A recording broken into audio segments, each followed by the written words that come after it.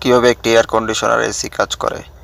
একটি কক্ষ বা একটি গাড়ির একটি এয়ার কন্ডিশনার একটি নির্দিষ্ট ঘর থেকে গরম বাতাস শোষণ করে এবং একটি রেফ্রিজারেটর এবং কয়েলের একটি সিরিজের সাহায্যে এটিকে নিজের মধ্যে প্রক্রিয়াকরণ করে এবং তারপরে সেই ঘরে যেখানে গরম বাতাস ছিল সেখানে শীতল বাতাস ছেড়ে দেয়। এই প্রক্রিয়াকরণ প্রধানত 5টি উপাদানের মাধ্যমে বাহিত হয়: ইভাপোরেটর, কম্প্রেসার, কন্ডেন্সার, সম্প্রসারণ বাল্ব, রেফ্রিজারেন্টস। বিশেষ করে গ্রীষ্মের দিনের প্রচণ্ড গরমে বাইরে থাকার কল্পনা করুন, এমন কাজ করছেন যা আর স্থগিত করা যাবে না। তা ভেতরে অসহনীয় যে সভ্যতার সূচনাকাল থেকে এটি পৃথিবীর সবচেয়ে উষ্ণতম দিন বলে মনে হয়। কিন্তু একটি জিনিস আপনাকে আপনার পায়ের আঙ্গুলে রাখে জ্ঞান যে আপনি 1 ঘন্টার মধ্যে আপনার শীতাতপ নিয়ন্ত্রিত বাড়িতে থাকবেন। অবশেষে সময় এসেছে, আপনি দরজা খুলুন এবং আপনার বাড়িতে প্রবেশ করুন। শীতল বাতাসের একটি দমকা আপনার শরীরের প্রতিটি কোষকে আচ্ছন্ন করে এবং আপনি অবিলম্বে ভালো বোধ করেন। আমি নিশ্চিত যে আপনি সকলেই আপনার জীবনে অন্তত একবার এই অভিজ্ঞতা পেয়েছেন। এয়ার কন্ডিশনার মানব সমাজে যে শীতল বিপ্লব এনেছে তা কখনোই ছাড় দেওয়া যাবে না। যদিও পূর্ববর্তী প্রজন্মের কাছে গরমের দিনে ঠান্ডা রাখার জন্য ফ্যান এবং অন্যান্য উপায় ছিল, তারা শীতল করার ক্ষমতার দিক থেকে আধুনিক এয়ার কন্ডিশনারগুলির মতো আশ্চর্যজনকভাবে কার্যকর ছিল না। একটি এসির যন্ত্রাংশ। দুটি প্রধান ধরনের এয়ার কন্ডিশনার সিস্টেম রয়েছে: উইন্ডো সিস্টেম এবং স্প্লিট সিস্টেম, যা আরও মিনি বিভক্ত এবং কেন্দ্রীয় সিস্টেমে বিভক্ত। দৈনন্দিন ভাষায় এগুলোকে সাধারণত উইন্ডো এসি বা স্প্লিট এসি বলা হয়। ইনস্টলেশনের ধরন নির্বিশেষে সমস্ত এয়ার কন্ডিশনার 4টি প্রধান উপাদান নিয়ে গঠিত। Number 1, evaporator. একটি বাষ্পীভবন মূলত একটি তাপ এক্সচেঞ্জার কয়েল, যা একটি হিমায়িত গ্যাসের মাধ্যমে একটি ঘরের অভ্যন্তর থেকে তাপ সংগ্রহের জন্য দায়ী। এই উপাদানটিকে বাষ্পীভবন বলা হয় এবং যেখানে তরল রেফ্রিজারেটর তাপ শোষণ করে এবং গ্যাস বাষ্পীভূত হয়। শীতাতপ নিয়ন্ত্রণ ব্যবস্থা ব্যবহৃত সবচেয়ে সাধারণ রেফ্রিজারেটর গ্যাসগুলোর মধ্যে রয়েছে হাইড্রোফ্লুরোকার্বন বা এসএফসি যেমন R410A, ক্লোরোফ্লুরোকার্বন বা সিএফসি যেমন R22 এবং হাইড্রোকার্বন যেমন R290। এই গ্যাসটি আসলে ঘর থেকে তাপ শোষণ করে এবং পরবর্তী উপাদানে আরও প্রক্রিয়াকরণের জন্য চলে যায়।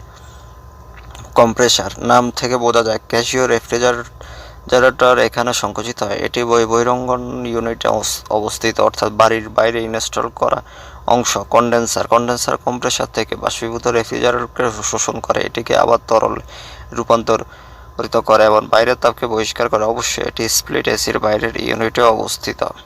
সম্প্রসারণ বাল্ব, যা একটি থ্রোটল ডিভাইস নামেও পরিচিত। দুটি কয়েল বাষ্পীভবনের কুলিং কয়েল এবং কন্ডেন্সারের গরম কয়েলের মধ্যে অবস্থিত। এটি বাষ্পীভবনের দিকে চলমান রেফ্রিজারেন্ট এর পরিমাণ নিয়ন্ত্রণ করে। উল্লেখ্য, উইন্ডো এসির ক্ষেত্রে উপরে উল্লেখিত 3টি উপাদানে একটি উইন্ডো খোলার মধ্যে ইনস্টল করা একটি ছোট্ট ধাতব বাক্সে অবস্থিত। এগুলো একটি এয়ার কন্ডিশনার প্রধান উপাদান। এয়ার কন্ডিশনার তৈরি করতে তারা কীভাবে একসাথে কাজ করে তা চলুন দেখি।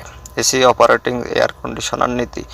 একটি এয়ার কন্ডিশনার একটি নির্দিষ্ট ঘর থেকে গরম বাতাস সংগ্রহ করে একটি রেফ্রিজারেন্ট এবং কয়েলের একটি সিরিজের সাহায্যে এটিকে নিজের মধ্যে প্রক্রিয়াজাত করে এবং তারপরে সেই ঘরেই এই শীতল বাতাস ছেড়ে দেয় যেখানে মূলত গরম বাতাস সংগ্রহ করা হয়েছিল। এইভাবে মূলত সব এয়ার কন্ডিশনার কাজ করে। Myth debunking. অনেক লোক বিশ্বাস করে যে একটি এয়ার কন্ডিশনার এতে ইনস্টল করা মেশিনগুলোর সাহায্যে শীতল বাতাস তৈরি করে, যা একটি ঘরকে এত তাড়াতাড়ি ঠান্ডা করতে পারে। এটি কেন এত বিদ্যুৎ খরচ করে তা ব্যাখ্যা করতে পারে বাস্তবে, তবে এটি একটি ভুল ধারণা। একটি এয়ার কন্ডিশনার একটি জাদুকরী ডিভাইস নয়, এটি শুধুমাত্র কিছু ভৌত এবং রাসায়নিক ঘটনা ব্যবহার করে এবং খুব কার্যকরভাবে একটি নির্দিষ্ট ঘরকে ঠান্ডা করতে পারে। আপনি এয়ার কন্ডিশনার চালু করলে কি হয়? আপনি যখন একটি এয়ার কন্ডিশনার চালু করেন এবং পছন্দসই তাপমাত্রা সেট করেন, বলুন 20°C, এতে ইনস্টল করা থার্মোস্ট্যাটটি শনাক্ত করবে যে ঘরের বাতাসের তাপমাত্রা এবং আপনার বেছে নেওয়া তাপমাত্রার মধ্যে পার্থক্য রয়েছে। এই উষ্ণ বাতাসটি ইনডোর ইউনিটের নিচে একটি গ্রিলের মাধ্যমে চুষে নেওয়া হয়, যা তারপর কিছু পাইপের মধ্য দিয়ে প্রবাহিত হয়, যার মধ্য দিয়ে রেফ্রিজারেন্ট অর্থাৎ কুল্যান্ট প্রবাহিত হয়।